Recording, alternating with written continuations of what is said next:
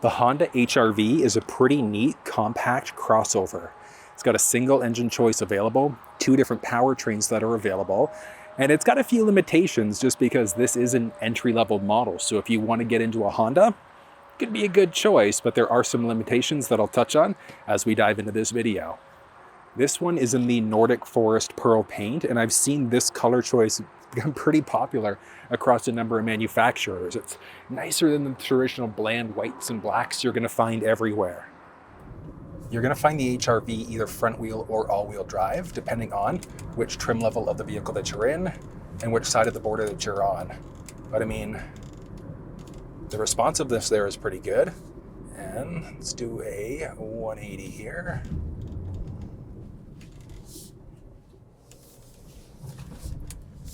Turning radius is good. It's a nimble little bugger. That's good. And yeah, the basic handling. No real complaints there. Because it's a smaller crossover, lower to the ground, which is good. Yeah, the responsiveness is great. All-wheel drive is better from a traction perspective in wintertime, slippery, snowy conditions, etc. Front wheel is okay. You just want to make sure, if you're driving in the snow, that you get a good set of winter tires. You're going to find LED headlamps inside of the HR-V, regardless of whichever trim level that you're looking at. Technology-wise, just in the EXL, you're going to find the forward park sensing system. There's no front-facing camera, so there's no full 360 cam available inside of the HR-V, regardless of the trim level. And even in the CR-V, if you're wanting something a little bit bigger, it won't have it. You got to go bigger than that in the Honda world to find that 360 camera. Style-wise, it's got that big, rounded, bubbly kind of look you'll find with a few other crossovers that are in this price point, in this category. But the contrasts here are kind of neat. You've got a nice glossy black grille, and then lower part of the bumper is all glossy black too. So with the right color choice, it really does pop. There's only a single engine choice available inside of the HR-V. It's a 2-liter naturally aspirated, so non-turbocharged engine, which is at 158 horsepower and 138 pound-feet of torque. So getting up to highway speed, it'll take a minute, but let's go in 3, 2, and...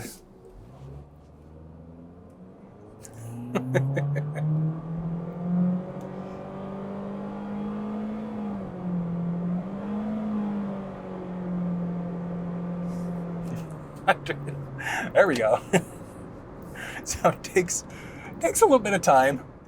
I think I have a golf cart that was probably a little bit more powerful than this engine. But if you are looking for a good car that gets you from A to B, this could be a good option. The 2-liter engine is paired with a CVT, so continuously variable transmission, so it doesn't have a set number of gears. It does have an available sport mode though, and it really, really pushes itself when you use that sport mode. Underneath the hood here, it's a pretty simple design. You've got a tiny little cover there, but I mean, you can see everything under here, which I don't necessarily think is a bad thing. You can easily check change your oil if you need to, and then there's also easy access in order to top up your wiper fluid. Honda cars are known for getting hundreds of thousands of kilometers or miles on them. You just want to make sure you take care of it. Regular scheduled maintenance, regular oil changes will make sure that you get the best possible life out of this ride. The HR-V only has manual folding, side view mirrors, turn signals built in with the blind spot monitoring system. There is intelligent access. You can tap those 3 dots there to lock the door or unlock. And then hopping inside. So you've got some side view mirror controls with your window controls, some storage there. And then the HR-V has 3 different speaker choices that are available depending on the trim, with the EXL getting the most speakers. And the mats here, recommend getting these mats because they're way easier to clean off than the carpeted ones. There are a few different seating materials that are available. And then inside of the EXL, it's going to be a power adjust for the seat. Outside of that, it's going to be a manual adjust. Oh, here we go. Now, if we look at first row spacing inside of the ride, so I think the seat's already as far down as it'll go. I've got 3.5-ish inches of headspace. So 6'4", maybe 6'5", depending on how far backwards. You might have to have the seat all the way back and reclined, but you should be okay inside of this ride. And the seats are fairly comfortable too. It's actually kind of surprising how comfy they are. It's nice. And I did mention a few different types of seating material available, either cloth or a leatherette seat.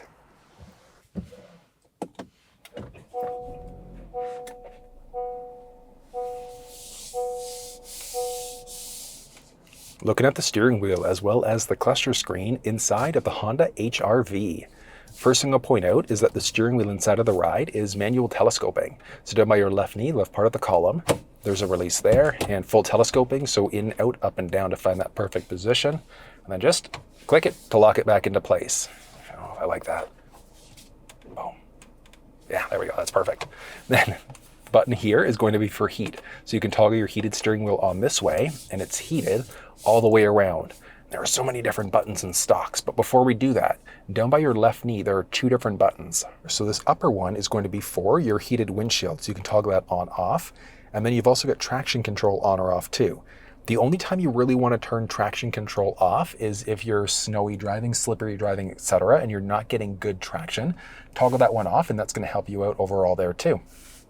And then back to the steering wheel, let's start off with the stock along the right-hand side. So if you go one up, that's going to be just a quick wipe. And then you go down one level, and that puts you into the intermittent mode. You can use the little rocker in the middle to say how fast or slow rain's hitting the windshield, or go to some of the crazy fast modes there instead. And then along the outside there, you've also got the option of turning on your rear wiper there too, so different intermittent levels. And then you can go all the way down, all the way up, etc., in order to turn on the rear wiper fluid, and then just pull in towards you to get the front wiper fluid going. And then you've got your cruise control here. So there are two different types of cruise inside of the HR-V. So it's either adaptive or old school cruise control. You toggle the system on this way, so you can see the little icon appearing there, and that's how we know the system's turned on. You then set your speed by pushing down. You can increase, decrease 1 kilometer, 1 mile per hour at a time by just moving up or down.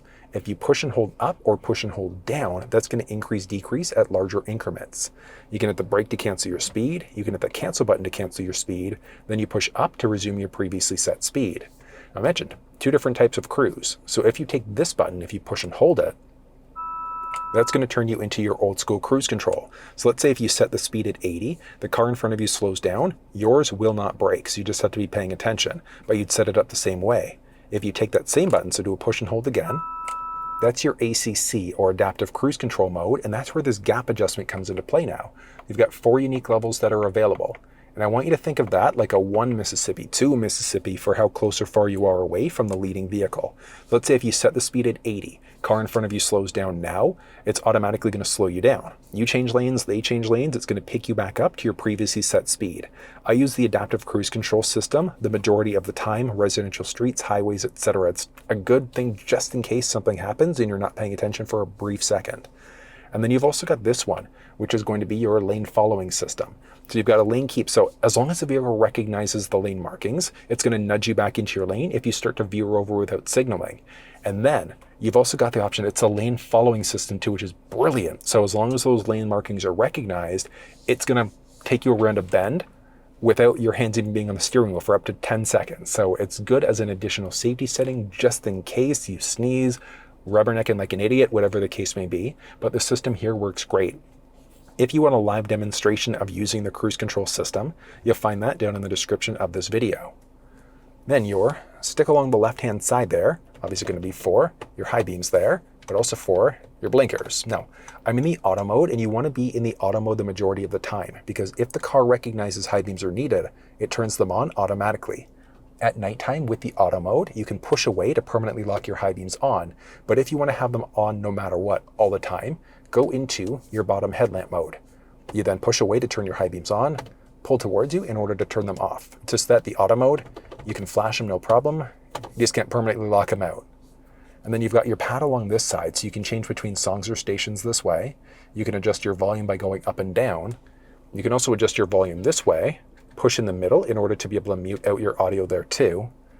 You've got a home button that's going to let you adjust some things through the cluster screen, a little scroll wheel to move between those options, and then there's also a voice command prompt there too. So if your phone was hooked up, Android, iPhone, etc., you'd be able to push there to activate either your Siri or your Google Assistant. And then you've got your current outside temperature along with your odometer, what gear you're currently in, so park, reverse, neutral, drive, etc. There's a sport mode and then a dedicated low gear there too, along with your fuel gauge done that way. and then your current time, and then you've got all of your safety settings. So we're green because all the safety settings there are enabled. So if you take your home icon there, so bottom left part of the steering wheel with your little rocker dial in the middle there, so we just push home in order to get to this screen. So you can show nothing. You can adjust the brightness of the screen there too, and then you just scroll up or down in order to adjust your brightness that way. Back home, you've got a series of different vehicle settings that are available. So you've got your driver assistance set up. Forward collision warning is just in case of a potential collision, it can let you know. And do you want to get a notification? How close do you want to be from the vehicle before you get it? From there, adaptive cruise control, when it's turned on, do you want to get a beep? Yay, nay. I'm not a fan there. Let's keep that off. Road departure mitigation. So if you start to veer over into another lane without signaling, and at what point? So you've got narrow, normal versus wide. So if you start to veer over without signaling, that's one that's going to nudge you back into your lane, but you can just get a warning if you don't want it to nudge you back into your lane at all. And then back from there, you've got blind spot systems there too. So you can get an audible alert. So if somebody enters the blind spot on either side of the vehicle, it's going to highlight to let you know. So you can just get a highlight with an alert, strictly a highlight as well.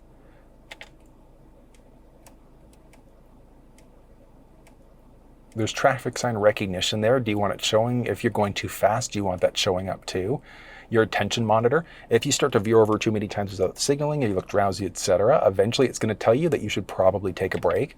You'd have the flexibility of toggling that monitor off, and then there are alerts. So tactile alert, so a little steering wheel vibration, and then you get a vibration with an alert too, if you wanted to.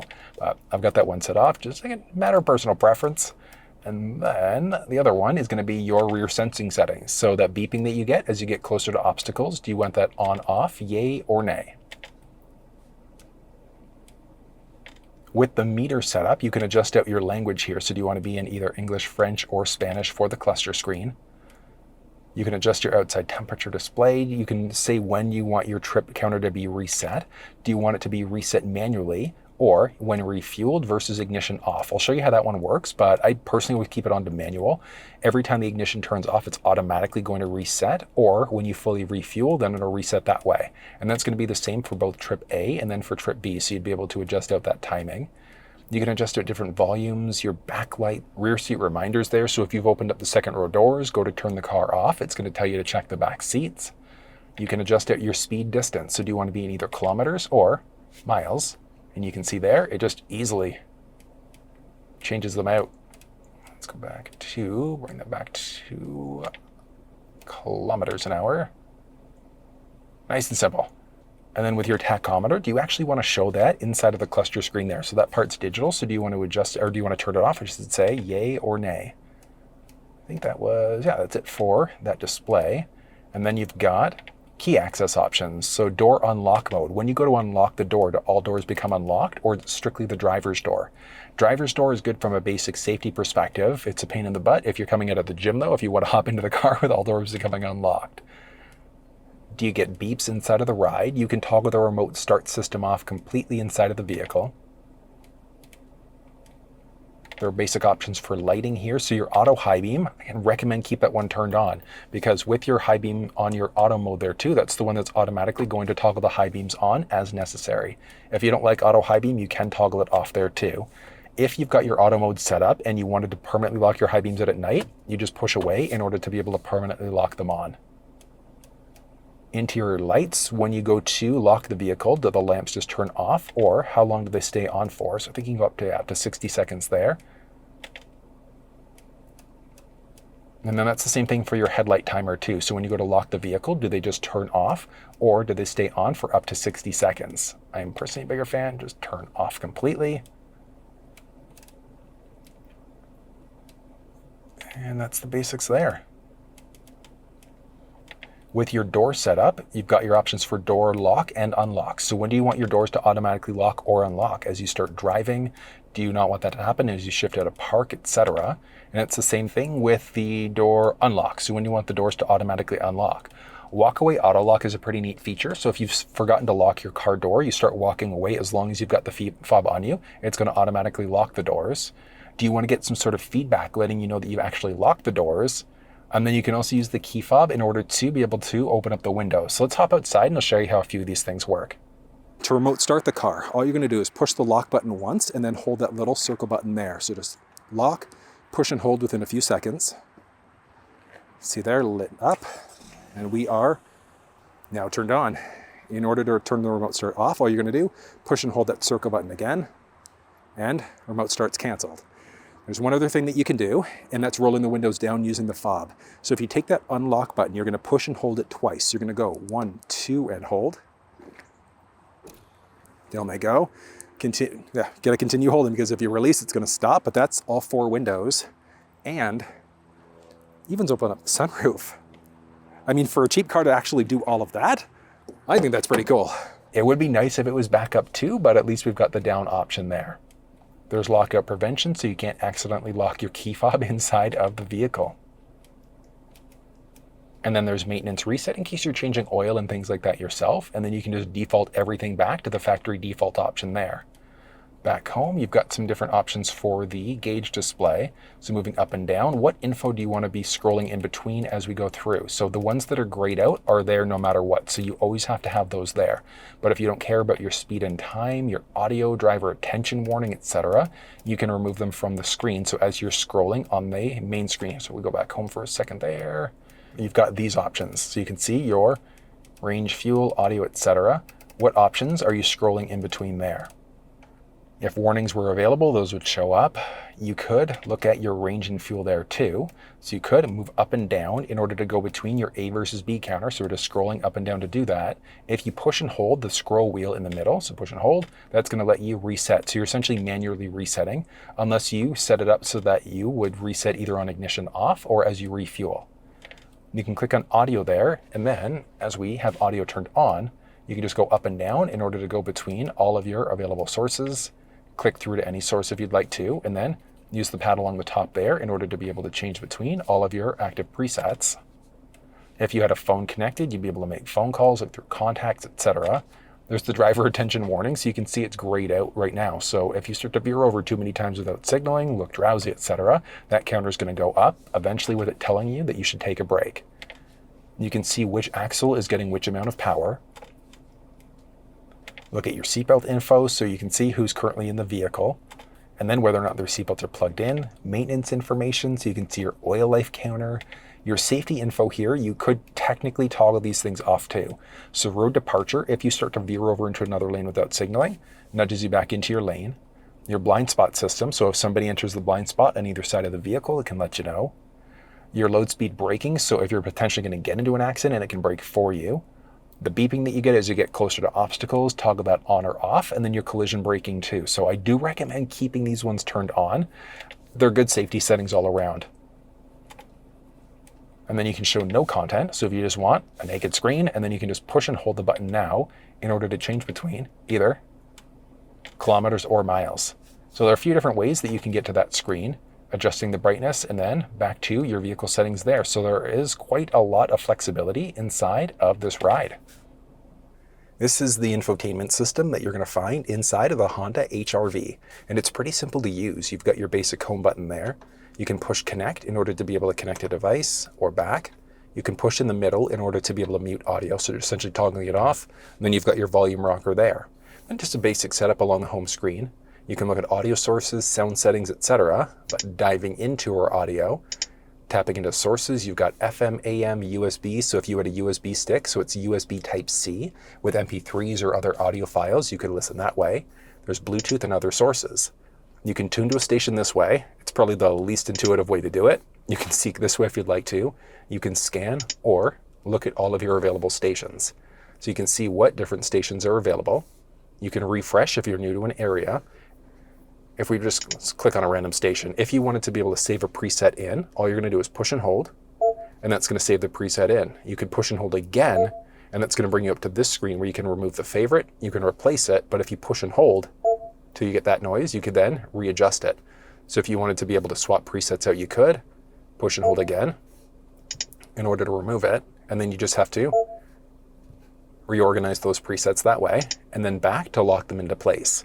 And if we look at AM, it's going to be its own separate setup. So AM and FM have their own unique preset pages. As I mentioned, you've got the scan function there.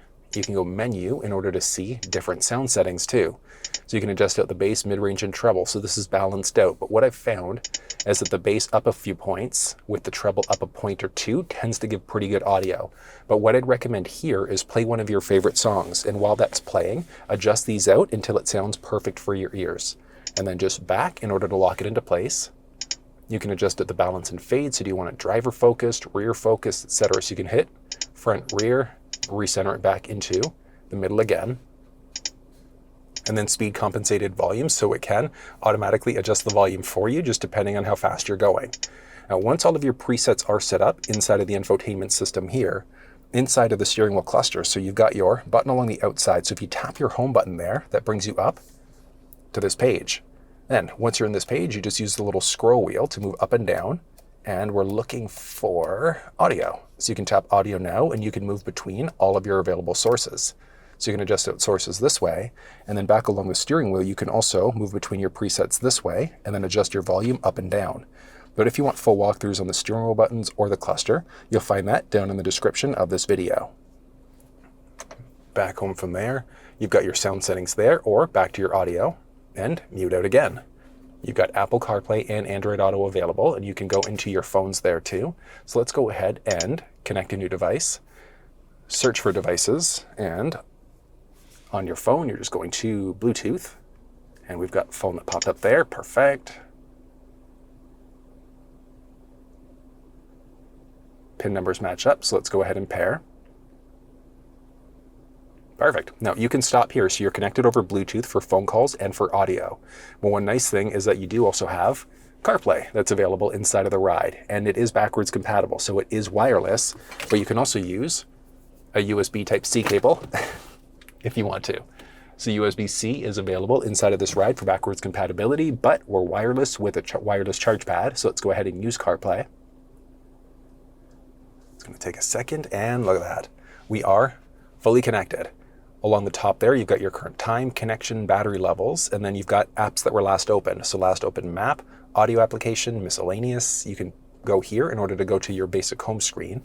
Home screen here is not customizable at all. So you're going to have your search and your audio box there, along with a series of different icons. Now, if you can't even get to this point because CarPlay is not connecting, check down in the description of this video for a little walkthrough on some things that you can try. And then on the steering wheel, you've got a voice command prompt. So if you push and hold, that's going to activate your Siri Assistant for you. So pretty simple there. And then you've got the option of customizing this icon layout a little bit too, if you'd like, and also the screen a tiny little bit. So if you go into your settings there, you can put yourself in a driving focus. You can adjust the wallpaper. So if there's a different style that works for you, you can set that up. And then adjusting out the icon layout is possible. So all you're going to do on your phone, you're just going to go into your settings, general, and then CarPlay, find your vehicle. You can forget it, customize, or turn CarPlay off, but you just want to customize. So let's say if you have, I don't know, a tendency, maybe you're a bigger fan of using one map application, audio application, you can adjust these out. Anything with a minus next to it, you can remove it from the screen. So you can either remove things and then you can add them back in if you'd like to, but if you've played around with the layout too much and you don't like what you've done, on your phone, top right side, there's a reset button. So you just tap reset, reset, and that's just going to bring you back to the factory default icon layout. You've got a ton of different apps that are available. Apple Maps, Google Maps, and Waze are all here. The downside to all of these map applications inside of Apple CarPlay is that there's no pinch to zoom capabilities. So you can move around no problem, no pinch to zoom. But people are pretty good at marking things off on the route as you go. So if there are speed traps set up, things like that, people are pretty good at giving other people a heads up that there's something going on. You can mark things off on the map yourself. YouTube Music is available there, but you're not able to watch YouTube videos through Apple CarPlay. It's just not a feature that's available as of yet. You can go back home this way here, or you can swipe across. You can hit the home icon to get out of CarPlay. You can tap back in that way. But if you go back into your home screen, general settings, and then connections, that brings you up to this, currently connected to Apple CarPlay. So you can disconnect from CarPlay if you want to. So if you just want to be connected to your phone strictly for phone calls, you'd have that flexibility. So for audio or for phone calls, you can kind of do a little bit of a mix and match there if you want to. You can tap options there in order to adjust a few things out. Hop in here in order to say whether or not you get calls, contacts, audio streaming, or you can delete the device that way. But that's how you set up Apple devices inside of this ride. Setting up Android devices inside of the HRV is pretty straightforward. If you weren't on the connections screen back home, you could technically just tap Android Auto. You'd have your phone option there, but just general settings, connections, and then connect a new device. And then on your Android, you're just waiting for, there we go, Honda HRV to show up. Perfect, pin numbers match up, so let's go ahead and pair. And we're connected now. Do you want all access to contacts and messages? This is not my car, so I'm saying no to that one. And you can stop here. So you're connected over Bluetooth, so you'll be able to make phone calls and stream audio, but you've also got Android Auto support too.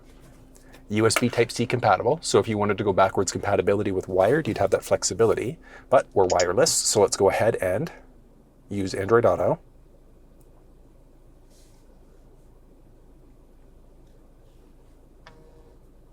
And boom, we are fully connected now.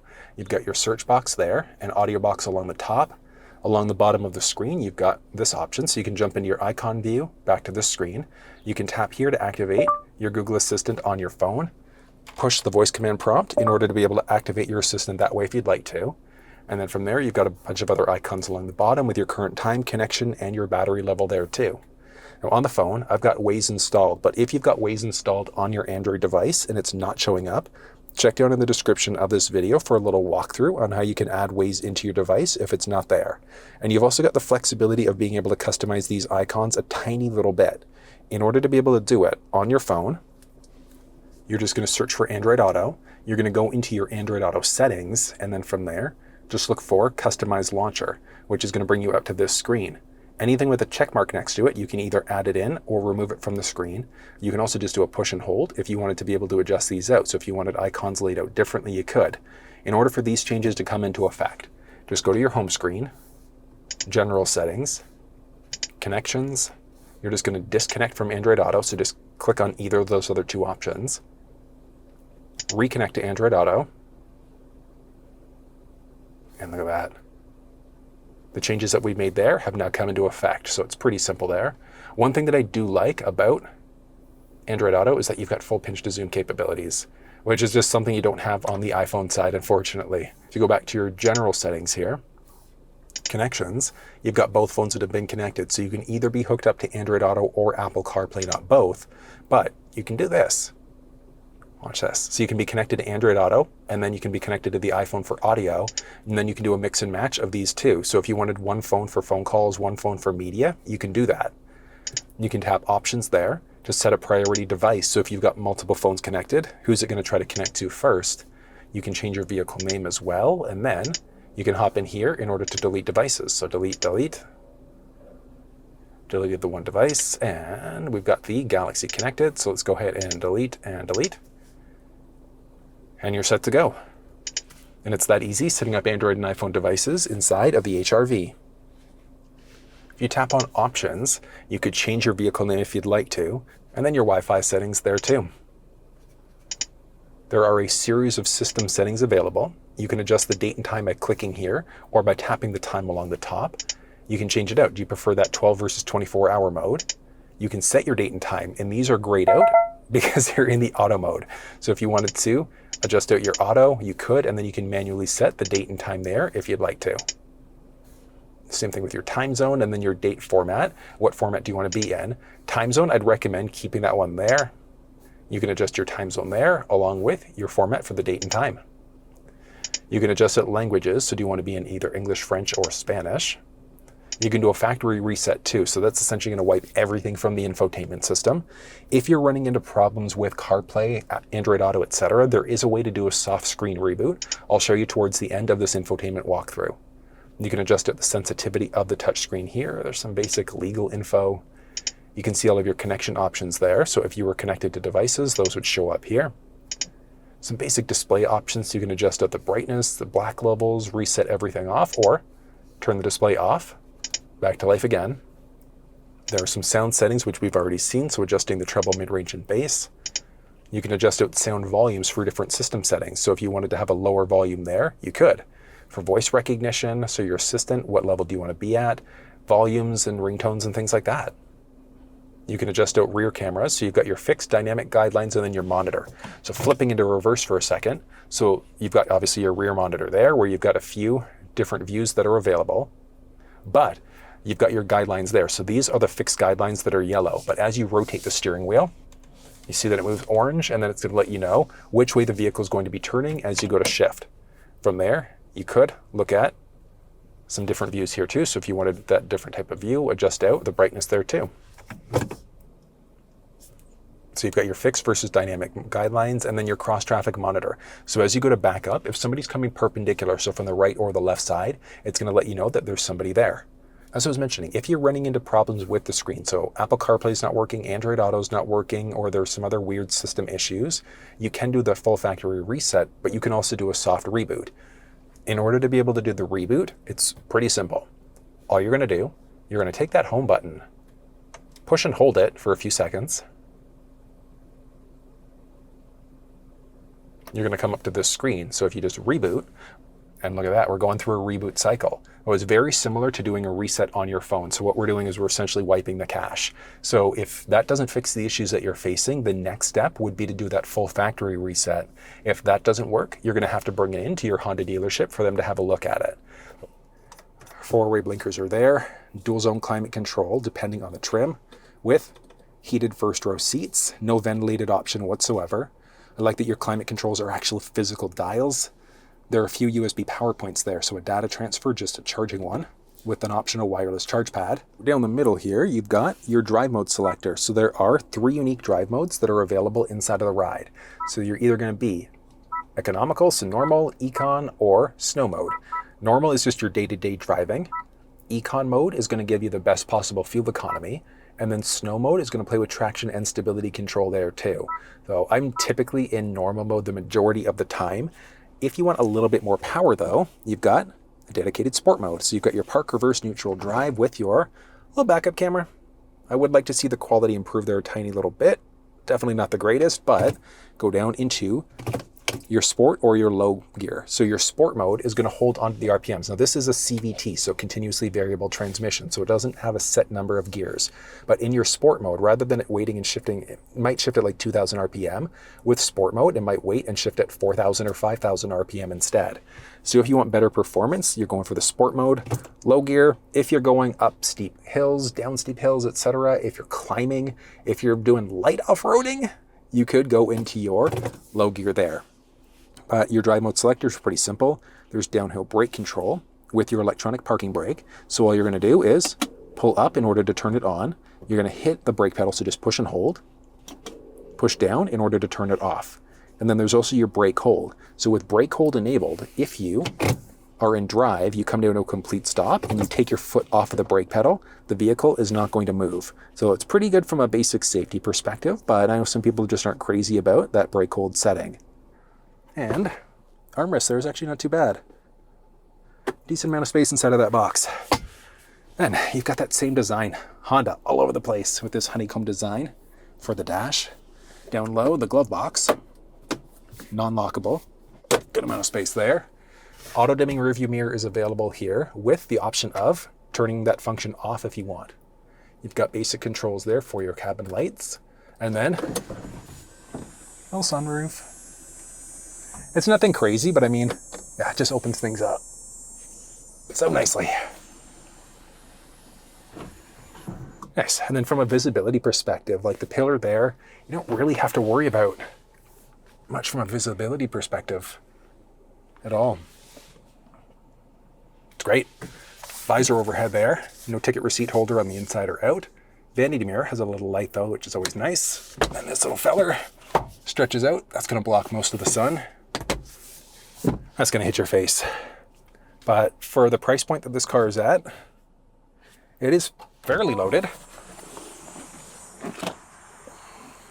All right, second row of the ride. So you've got your window control with some storage, some more speakers back there too. And I've got the driver's seat set up for myself now, being 6 feet tall. And inside of the second row, I've got knee space, which is good, foot space, which is great, and a surprising amount of head space. That's actually not bad. I'm like 1.5 inches, maybe 2 inches of head space there. I actually thought this was going to be a little bit tighter.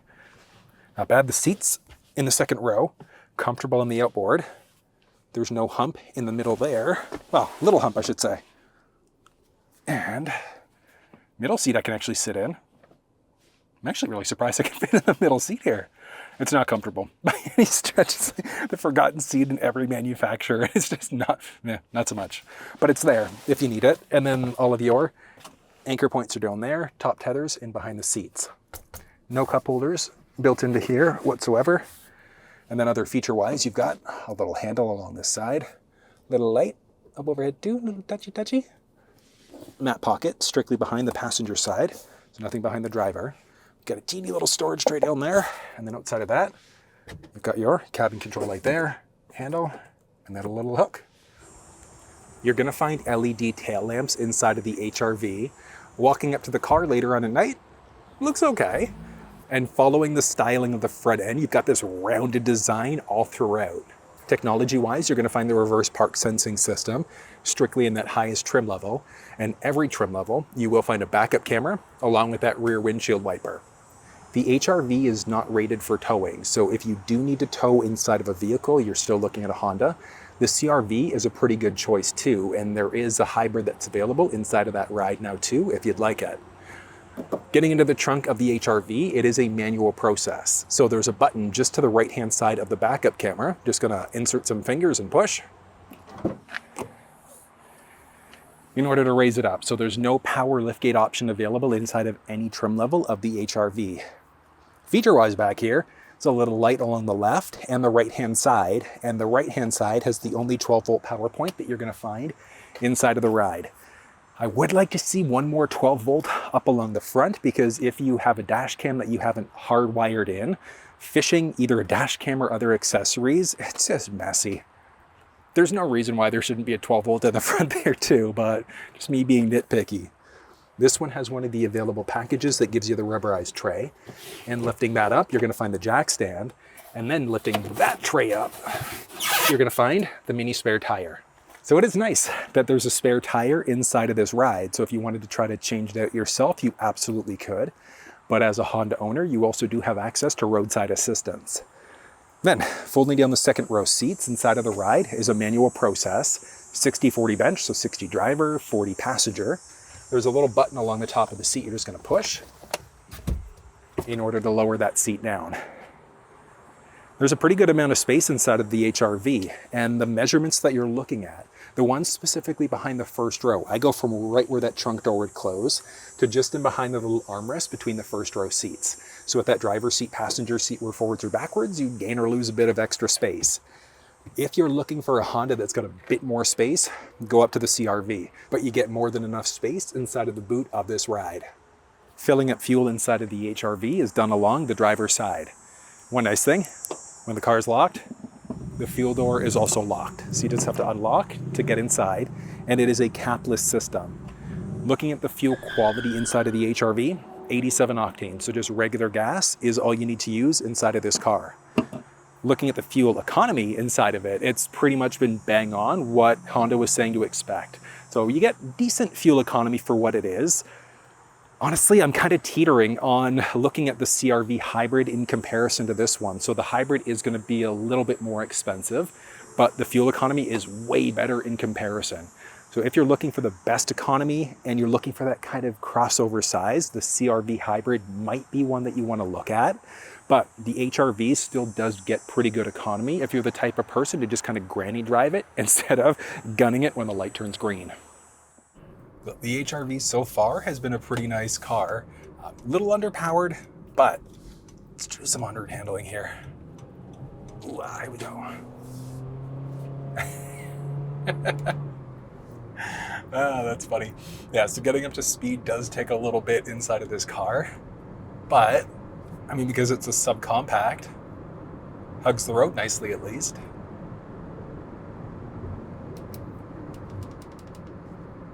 There we go. Yeah, so up to speed there, takes a bit of time. Handling across the bend there was okay. But I mean, it's an entry-level model for the Honda world. If you're looking for a subcompact, it's a decent option. It is a little bit noisy inside of the cabin. It's not that it's something that you couldn't live with. You can just have the audio system cranking and it'll drown out all the noise, but it's a little noisy.